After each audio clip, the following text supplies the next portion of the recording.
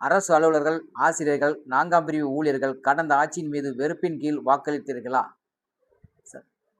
கடந்த திராவிட முன்னேற்றக் கழக ஆட்சியில் தொடர்ந்து அரசு அலுவலர்கள், ஆசிரியர்கள், அலுவலக உதவியாளர்கள், அடிப்படை பணியாளர்கள், செவிலியர்கள், அங்கன்வாடி சத்துணவு ஊழியர்கள் போன்ற பல்வேறு அமைப்பை சார்ந்தவர்கள் தங்கள் கோரிக்கையை நிறைவேற்றச் சொல்லி தொடர்ந்து போராட்டம் நடத்தினார்கள்.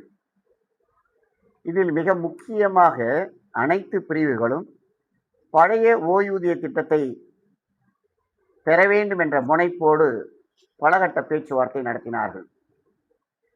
ஆக எல்லாவற்றிலும் அரசு அலுவலர்கள், ஆசிரியர்கள், அலுவலக உதவியாளர்கள், அடிப்படை பணியாளர், மற்ற பிரிவினை சார்ந்தவர்கள் திருப்தி அளிக்காமல் ஏமாற்றப்பட்டதின் விளைவாக இந்த ஆட்சிக்கு எதிராக வாக்களித்து தற்பொழுது புதியதாக பொறுப்பேற்றிருக்கின்ற மாண்புமிகு தமிழக முதல்வர் ஜோசப் விஜய் அவர்களை பதவியில் அமர்த்திருக்கிறார்கள் என்றால் அது உண்மைதான். புதிய முதல்வரை சந்தித்து கோரிக்கை வைத்துள்ளீர்களா சார்? தமிழக முதல்வர் பதவி ஏற்கின்ற நாளிலே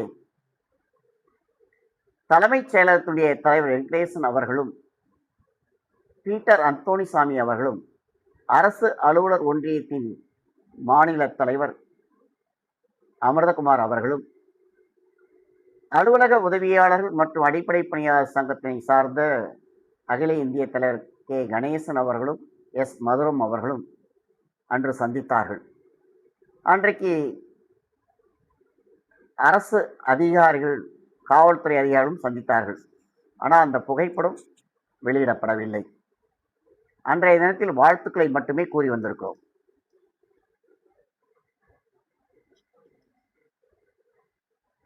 சார், மாண்புமிகு முதலமைச்சர் அவர்கள் பழைய ஊதிய திட்டத்தை செயல்படுத்துவாரா? தமிழக முதல்வரிடத்தில் நாங்கள் ஏற்கனவே கோரிக்கை வைத்திருக்கிறோம். அதுபோல அவர்கள் தேர்தல் வாக்குறுதியாக பழைய ஓய்வூதிய திட்டத்தை பற்றி பரிசீலிப்போம் என்று சொல்லியிருக்கிறார்கள். எனவே புதியதாக பொறுப்பேற்றுக் இந்த அரசு அலுவலர்கள், ஆசிரியர்கள், 4ஆம் பிரிவை சார்ந்த அனைத்து பணியாளர்கள் பயன்பெறும் வண்ணம், ஓய்வூதியதாரர்கள் பயன்பெறும் வண்ணம் பழைய ஓய்வூதிய திட்டத்தை கொண்டு வருவார்கள் என்று நம்புகிறோம். ஜாக்டோ ஜியோ அமைப்பு முதல்வரை பார்த்து விட்டார்கள் போல் இருக்கு. உங்களது அமைப்பு பார்க்கவில்லையா சார்? ஜாக்டோ ஜியோ அமைப்பு கடிதம் கொடுப்பதற்கு முன்பாக முதலாவது கடிதம் தமிழ்நாடு அரசு அலுவலக உதவியாளர்கள் மற்றும் அடிப்படை பணியாளர்கள் மாநில அமைச்சகம் தான் கொடுத்தது. அடுத்து அவர்கள் கொடுத்தார்கள். அடுத்து அரசு அலுவலர் ஒன்றியம் போன்ற பல்வேறு அமைப்புகள் கொடுத்தன.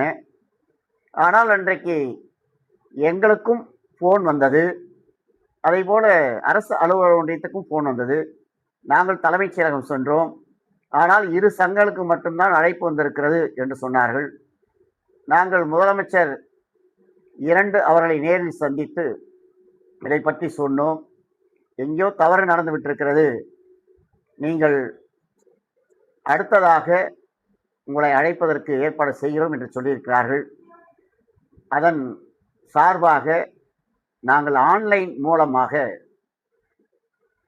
அழைப்புக்கு பதிவு செய்திருக்கிறோம். இதைப்போல பல்வேறு சங்கங்கள் பதிவு செய்யப்பட்டிருக்கிறது. விரைவாக மாண்புமிகு தமிழக முதல்வர் அவரிடத்திலிருந்து அழைப்பு வரும் என நம்புகிறோம். வணக்கம் சார். அரசு பணியிடங்கள் எல்லாம் தனியார் மயமாக்கப்படுகிறதா? 1992ஆம் ஆண்டு முன்னாள் பாரத பிரதமர் திரு மன்மோகன் சிங் அவர்கள் காலத்தில் 0 பட்ஜெட் என்று கொண்டு வரப்பட்டு ஆட்குறைப்பு செய்யப்பட்டது. உலக வங்கியின் அழுத்தத்தின் காரணமாக அரசு ஊழியர்கள் அதிகமாக உள்ள காரணத்தினால் குறைக்கப்பட வேண்டும் என்ற நோக்கோடு டி பிரிவு பணியாளர்களை குறைக்க ஆரம்பித்தார்கள். அது படிப்படியாக இன்றைக்கு பல்வேறு பணியிடங்களையும் குறைக்கக்கூடிய ஒரு சூழல் வந்திருக்கிறது. மேலும் எல்லா துறைகளிலும் இன்றைக்கு கணனி மயமாக்கப்பட்டு அங்கே 8, 9 பணியாளர்கள் பணியாற்றுகின்ற அலுவலகத்திலே இப்பொழுது 2 பேர் பணியாற்றக்கூடிய சூழல் ஏற்பட்டிருக்கிறது. எனவே இப்படிப்பட்ட சூழலில் ஆட்குறைப்பு நடந்தது.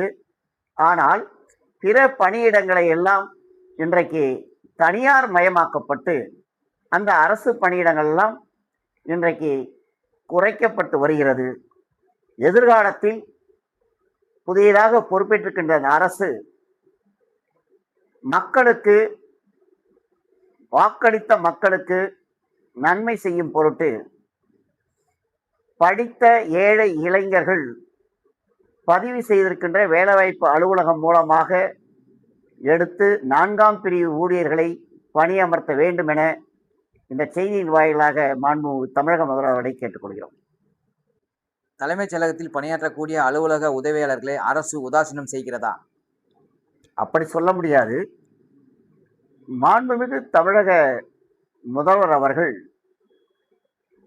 தலைமைச் செயலகத்தில் பணிபார்க்கின்ற அலுவலக உதவியாளர்கள் ஏற்கனவே அனைத்திந்திய அண்ணா திராவிட முன்னேற்ற கழக ஆட்சியிலும் அவர்கள் மாண்புமிகு அமைச்சர் அறைகளிலே டபேதாராகவும் சுபேதாராகவும் பணியாற்றியிருக்கின்றார்கள் என்ற நிலையிலே இந்த அலுவலக உதவியாளர்கள் நியமனம் செய்தால் அரசுடைய ரகசியம் போய்விடும் என்று எண்ணி அண்ணாமலை யூனிவர்சிட்டியில் பணியாற்றுகின்ற அலுவலக உதவியாளர் நியமனம் செய்யப்படுவதாக நாங்கள் அறிந்தோம்.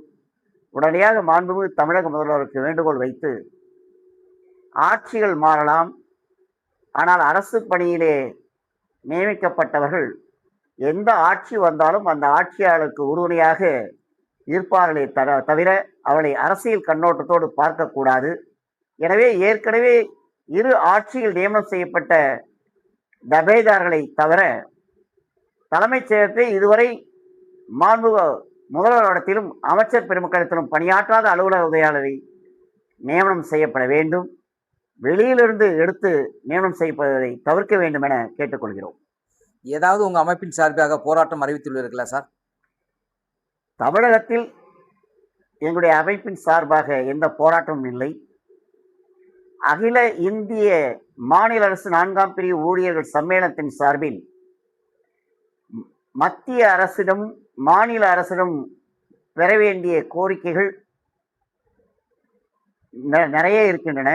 அதன் வாயிலாக ஜூன் 7ஆம் தேதி புதுதில்லியில் உள்ள ஜந்தர் மந்தர் என்ற இடத்திலே 11 அம்ச கோரிக்கைகளை வலியுறுத்தி அனைத்து மாநிலத்தில் பணியாற்றக்கூடிய 4ஆம் பிரிவு ஊழியர்கள் கலந்து கொண்டு மாபெரும் கோரிக்கை ஆர்ப்பாட்டம் நடத்துவதாக இருக்கிறோம். கடந்த காலத்தில் ஜாக்டோ ஜியோக்கு போட்டியாக ஆரம்பிக்கப்பட்ட போட்டோ ஜியோ என்ன ஆனது சார்? ஜாக்டோ ஜியோ தனிப்பட்ட ஒரு அமைப்பல்ல. ஜாக்டோ ஜியோ என்ற ஒரு அமைப்பு முதலிலே கோட்டா ஜியோ என்ற அமைப்போடு ஒன்று சேர்ந்து ஒருமுகமாக பல்வேறு போராட்டங்களை நடத்தி பல்வேறு கோரிக்கைகளை வென்றிருக்கிறோம். அதற்கு பின்னால் கோட்டா ஜியோ எந்த ஒரு நிலையிலும் போராடவில்லை. ஜாக்டோ ஜியோ என்ற ஒரு தனி அமைப்பை அவர்கள் தொடர்ந்து நடத்தி வந்தார்கள். இதற்கிடையிலே கடந்த ஆட்சியிலே கோட்டா ஜியோ என்ற அமைப்பு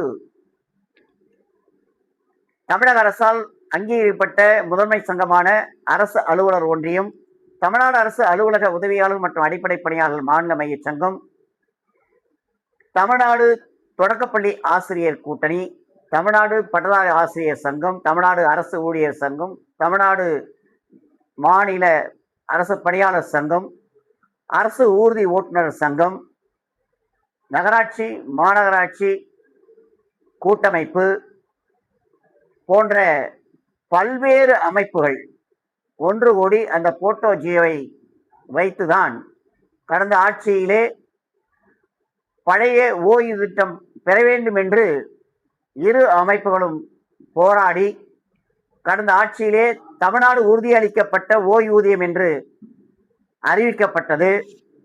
அந்த அறிவிப்பை மகிழ்ச்சியோடு ஏற்றுக்கொண்ட நாங்கள் அதற்கு தெளிவுரை வழங்க வேண்டும் என்று கோரியிருந்தோம். ஆனால் தெளிவுரை வழங்காத நிலையில் தமிழக அரசுடைய தமிழ்நாட்டு தேர்தல் வந்தது.